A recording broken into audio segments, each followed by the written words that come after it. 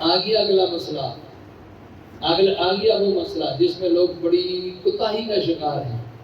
اب میں نہیں پوچھتا، اگر میں ایک ایک سے پوچھوں تو ہو سکتا ہے 80 نہیں 90% اس میں مبتلا ہوں، اس کوتاہی میں۔ میں نہیں پوچھتا، ویسے دل تو چاہتا ہے، اور ویسے امام کو چاہیے اپنے مقتدیوں سے نا ایک ایک کے بارے میں پوچھے کہ ہاں بھائی رات تراویح میں کہاں تھے، پوچھنا چاہیے نا، ہاں بھائی رات تراویح میں آپ نہیں تھے، کیوں بھائی صاحب آپ تھے؟ ویسے پڑھ لی تھی کہ نہیں پڑھی تھی؟ دیکھ لیں، یہ ہے کوتاہی، پڑھنی چاہیے۔ میں تو چاہتا ہوں کہ امام کو چاہیے کہ مقتدیوں سے پوچھے آپ رات نہیں تھے، آپ تراویحوں میں نہیں تھے، آپ فلاں نماز میں نہیں تھے۔ پوچھ تاچھ ہوتی رہنی چاہیے کہ نہیں ہوتی رہنی چاہیے؟ ہوتی رہنی چاہیے۔ مسجدوں میں، عام مسجدوں میں، اور کسی نے بڑی اچھی بات لکھی ہے، عام مسجدوں میں نا مولوی 1-2 منٹ لیٹ ہو جائے تو سارے مولوی کے دیوالے ہو جاتے ہیں، پیچھے مولوی 1 منٹ لیٹ ہو گیا تھا، نہیں پتا نماز کا ٹائم، لیٹ ہو جائے نا تو سارے لوگ مولوی صاحب سے پوچھتے ہیں۔ تو کسی نے بڑی اچھی بات لکھی کہ جہاں پہ مولوی لوگوں سے نہیں پوچھتا تو پھر وہ لوگ مولوی سے، اور جب مولوی پوچھنا شروع کر دے گا پھر دوسرے لوگ پوچھیں گے نہیں۔ اس لیے پوچھنا چاہیے کہ آپ رات تراویحوں میں نہیں تھے، رات تراویحوں میں نہیں تھے۔ بڑے لوگ غلطی میں مبتلا، پڑھتے ہی نہیں ہیں۔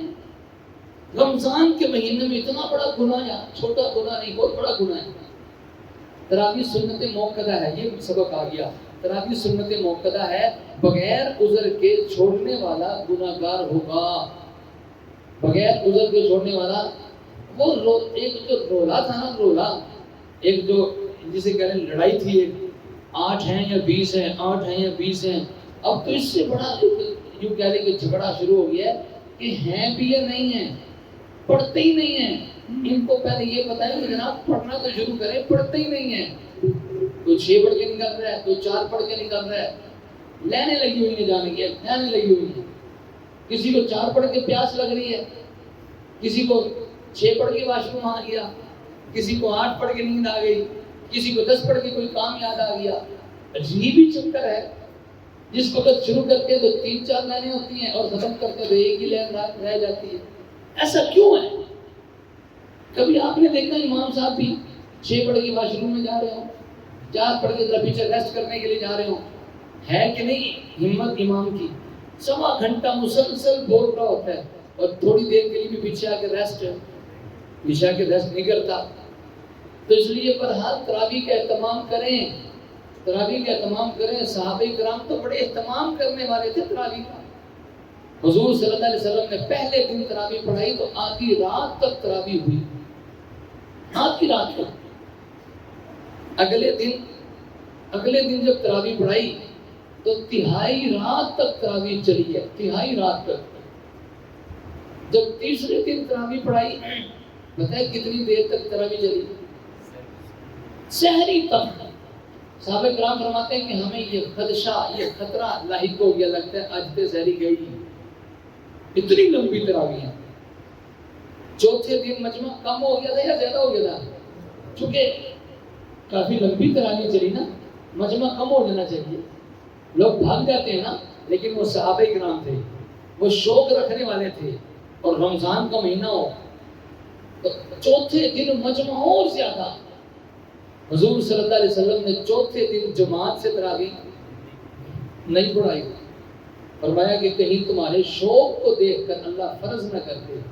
تو تراویح فرض تو نہیں ہے لیکن سنت موقدہ ہے۔ سنت موقدہ کا مطلب کیا ہوتا ہے کہ چھوڑ دو تو گناہ ہے، چھوڑ دے تو اس کو نفل نہ سمجھنا کہ جی پڑھ لو تو ٹھیک ہے، نہ پڑھو تو کوئی مسئلہ نہیں۔ کم از کم یہ ضرور کہو کہ تراویح چھوڑنے والا ہو، تراویح چھوڑنے والا، ایک مرتبہ پھر کو تراویح چھوڑنے والا، ایک مرتبہ پھر کو تراویح چھوڑنے والا۔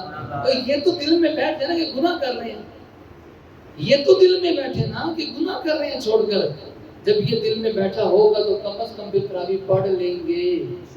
بامر مجبوری مسجد میں نہیں آ سکے، چھوٹ گئی کسی وجہ سے، تو گھر میں کم از کم پڑھ تو لیں گے نا، چھوڑیں گے نہیں۔ اس لیے اہتمام کریں، گھر میں پڑھنے کے چکر میں رہ ہی جائے گی، کوشش یہی کریں جماعت کے ساتھ پڑھیں، کریں گے کوشش، ہاتھ کھڑا کریں جو آج پڑھیں گے تراویح سارے۔ ہاں آپ کا ہاتھ نہیں کھڑا. میں نے کہا شاید تو جانے کے چکر میں اللہ مجھے جائے خیر دے. کوشش کریں تراویح نہیں چھوڑنی, ٹھیک ہے. اور پڑھنی کتنی ہے؟ پوری 20 پڑھنی, 18 بھی نہیں پڑھنی. 2-3 دن پہلے کی بات ہے, میں نے پوچھا ایک سے, میں نے کہا یار آپ تراویح کے بعد نظر نہیں ہے, کہ میں 5 پڑھ کے چلا گیا. میں نے کہا 4 کی بات تو سمجھ آ رہی ہے, 6 کی بات تو سمجھ آ رہی ہے, اب 5 کی گل سمجھ نہیں آ رہی. میں کہ جو 5ویں تراویح کا میں دوجا سجدہ کیتا اور تو وچ ہی چھڑ کے چلا گیا ہوں. 5 کا مطلب تو یہی ہوا جی. تراویح سنت موقدہ ہے, بغیر عذر کے چھوڑنے والا گنہگار ہوگا. تراویح 20 رکعت ہیں. حضرت ابن عباس رضی اللہ تعالی عنہما سے مروی. سنو پھر لوگ بلا کیا کہتے ہیں, او کتنے لکھیا بھی گیا نہیں, کتنے لکھیا بھی گیا نہیں. آپ سے کوئی پوچھے نا کتنے لکھیا بھی گیا نہیں, آپ فوراً اس کے سامنے کتاب کریں, اے بھی کوئی کتاب سے لکھیا بھی گیا نہیں. تراویح کتنی ہیں؟ تراویح کتنی ہیں؟ تراویح 20 ہے, 20 سے کم نہیں ہے. ان رسول اللہ صلی اللہ علیہ وسلم کان یصلی فی رمضان 20 رکعۃ والوتر. رسول اللہ صلی اللہ علیہ وسلم رمضان میں 20 رکعت تراویح اور وتر پڑھتے تھے.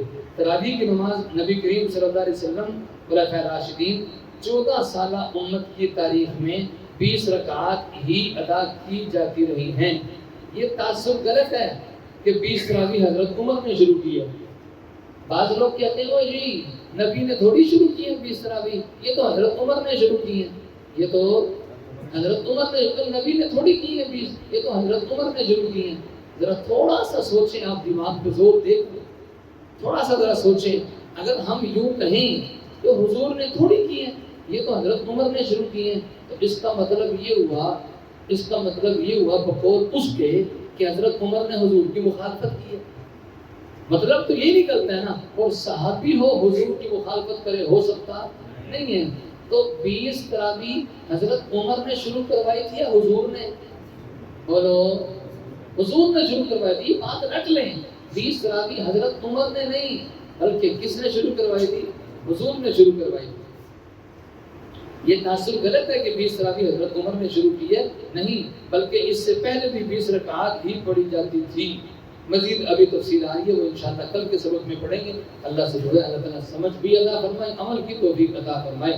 الحمدللہ رب العالمین والعاقبۃ للمتقین والصلاۃ والسلام علی سید الانبیاء والمرسلین. اے اللہ ہم سب کو دین کی سمجھ عطا فرما, اے اللہ دین سمجھ کر عمل کی توفیق عطا فرما. مسائل سیکھنے کی, یا اللہ سمجھنے کی, دل و دماغ میں بچھانے کی توفیق عطا فرما. جتنے حضرات تیرے دین کو سیکھنے کے لیے بیٹھتے ہیں سب کا بیٹھنا قبول فرما, سب کے علم میں اضافہ فرما. اے اللہ سب کے علم میں برکتیں عطا فرما. اے اللہ مجھ سمیت سب کو عمل کی توفیق عطا فرما. مولا کریم رمضان مبارک کا بابرکت مہینہ تمام کی جانے والی عبادات کو قبول فرما.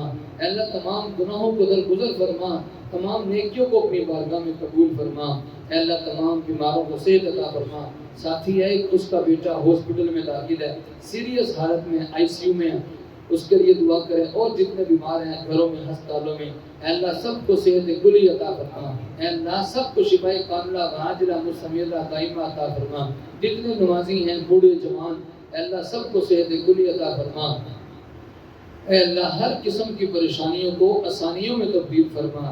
اے اللہ اس دین کی برکت سے, اس کورس کی برکت سے, اے اللہ اس علم حاصل کرنے کی برکت سے, اے اللہ ہم سب کے دنیا اور آخرت کے کاموں کو بنا دے.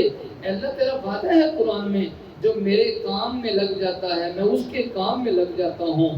اے اللہ تیرے کام میں لگے ہیں دین کو سیکھنے کے لیے, اللہ اس کی برکت سے ہمارے دنیا اور آخرت کے کاموں کو بنا دے. اے اللہ جن ساتھیوں نے دعاؤں کے لیے کہا یا چاہا سب کے نیک اور جائز حاجات کو پورا فرما.